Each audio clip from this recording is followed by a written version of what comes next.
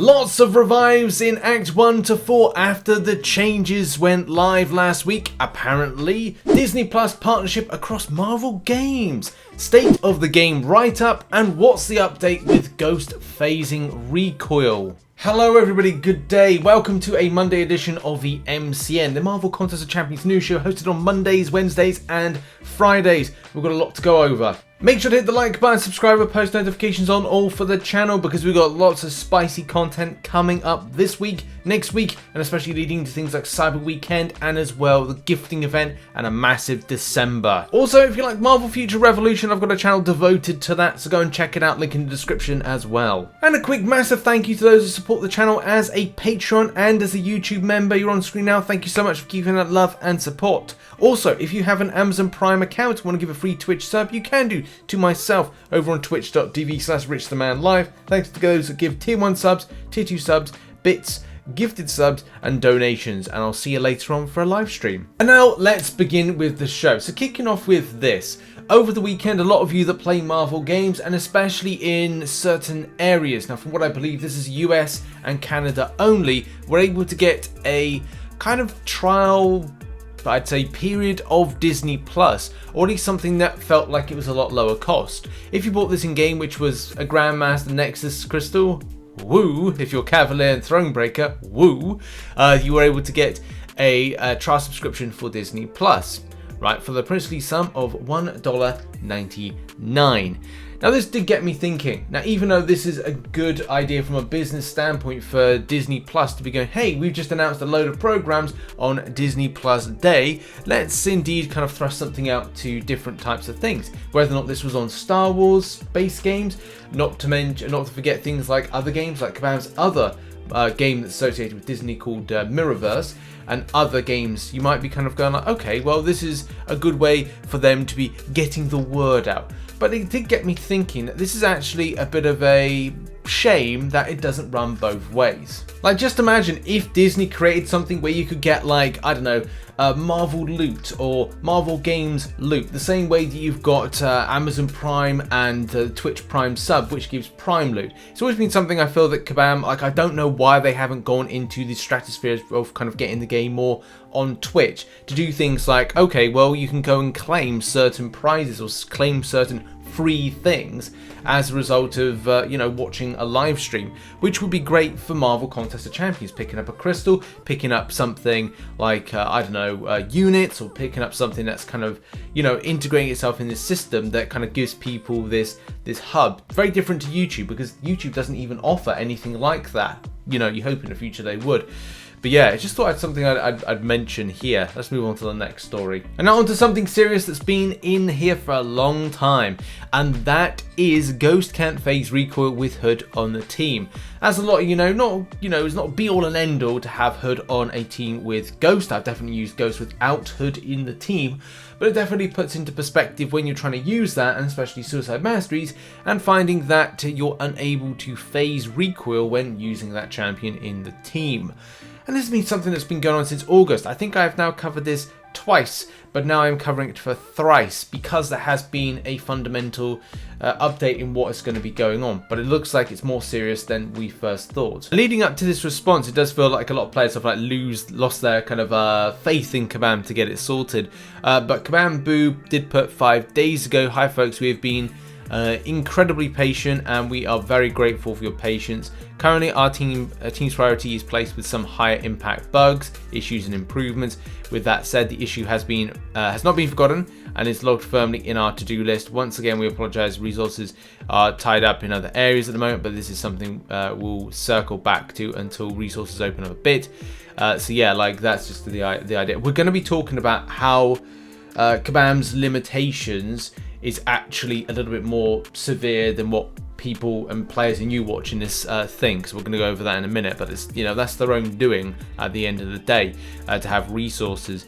But yeah, it's something they have on their the to-do list, and I hope that indeed it's fixed in time. But it looks like it's on the list to fix, but I think Variant 8 kind of unfortunately came first this time. Okay, now we're going to move on to state of the game. This is a very important little section we're going to cover here. There is a really good write-up that was put on the 12th of November onto the forums, done by Concerned Player 999. In the UK, 999 is emergency services, so I think this is very apt. I don't know if this is a UK-based player, but yeah, it's a really good write-up. It goes into very specific details, and I actually think it is really good. The perspective is brilliant because it does cover, like, you know, a respect for Kabam in what they do, but also how respect has to run two ways. With this point here, we understand that the technical debt was built by Kabam trying to make the game a better playing experience, and because of the increasingly complex coding required to run a game with so many game modes, playable characters, events, nodes, and other necessary gaming components. Those issues set aside, Kabam has completely failed to uphold their end of the bargain when it comes to addressing recurring issues facing players in the battle realm that could show the players some good faith and keep things lively, entertaining, and uphold the commitment Kabam made in the original dev diary. Going further to say the commitment to content, community and creativity. Is there a player in existence that thinks this commitment has been upheld? The last few months have definitely proven it has not. How many fights have had to end in light attacks to fulfill an objective in the last 3 months? Forums, alliance chats, and YouTube videos are often debating whether the creative genius at Kabam has died.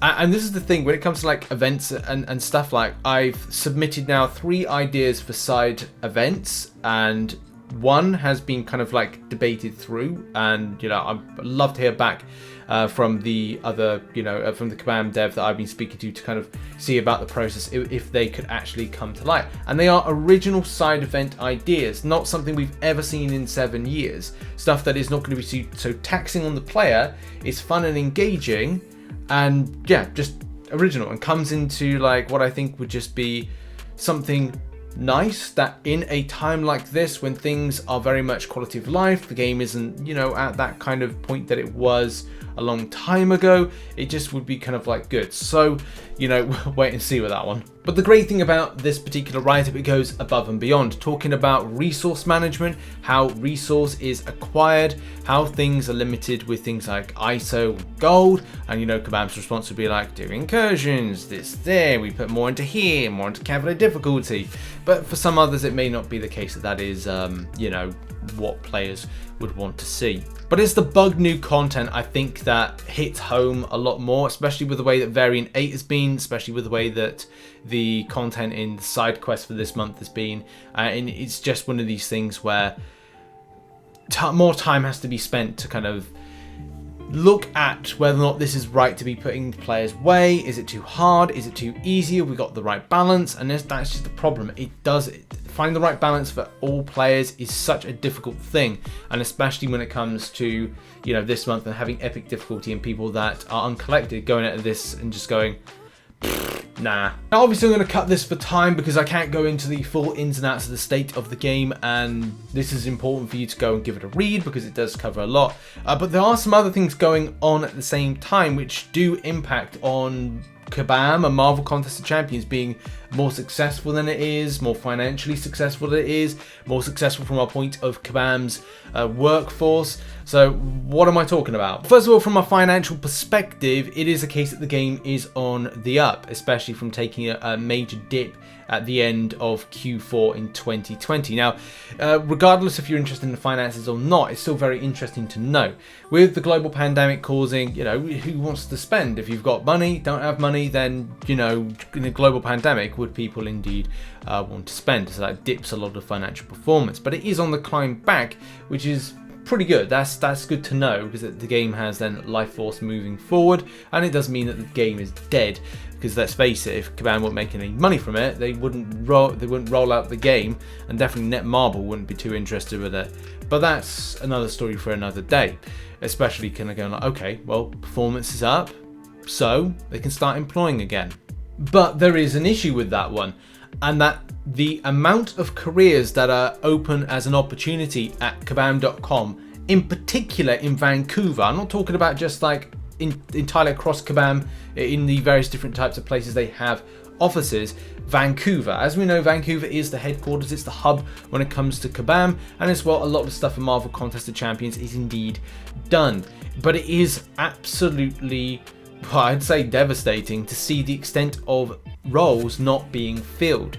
You've got here, like senior gameplay engineer, game designer, you know, Vancouver, that's 2 positions that are key for stuff for Marvel Contest of Champions to run. Technical director, you've got game engineer there, you've got front-end engineer in Unity, you've got lead UX designer, you've got another game engineer, production, engineer, and it goes on. Like, even though there's other stuff that's kind of like in the background, you still got stuff like important things that are going to be beneficial for the community, from IT, from things like growth management, which is important as well, but you've also got things like principal rendering engineer, production, executive producer, senior machine learning engineer, central tech stuff. All this stuff is important for this game to grow and to cover the extent of what players want to see.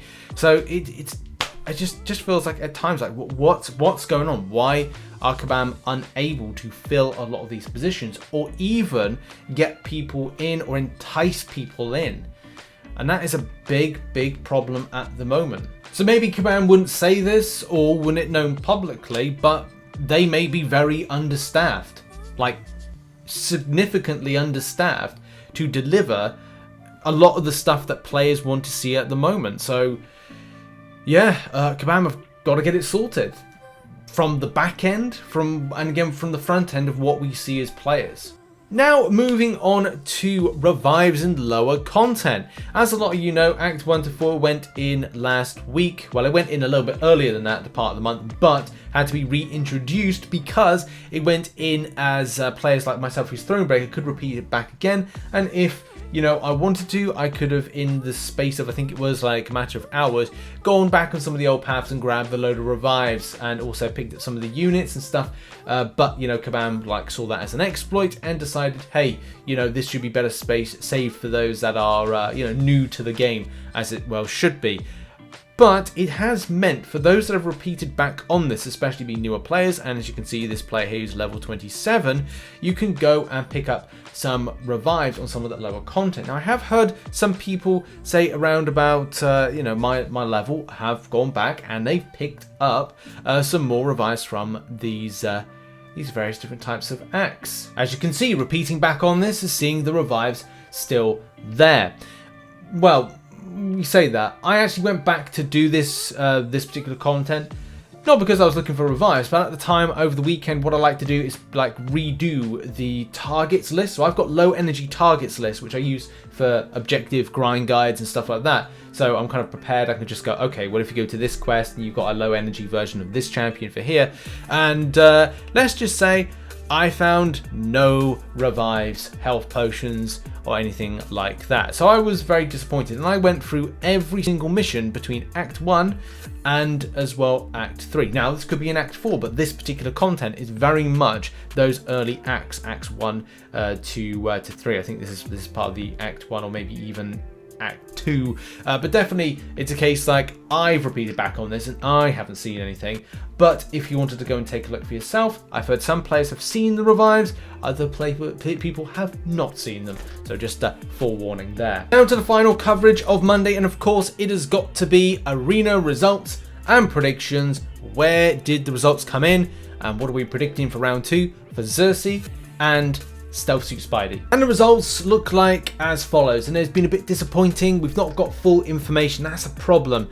So I've gone to various different places to grab some info in all my usual places, my arena Discord on the RichTheMan's Discord server, some true cost information, some other places, try and find out what the scores were. And that's the thing, you'll probably have to come back later on to Marvel True Cost for the results, but I'm going with what I found at the moment. So some players are saying, as rumoured, 42 mils enough for 6-star Stealth Suit Spidey, 16 mils enough position 275 5-star Spidey. So that kind of gives you an idea of, like, you know, it went low, Stealth Suit Spidey.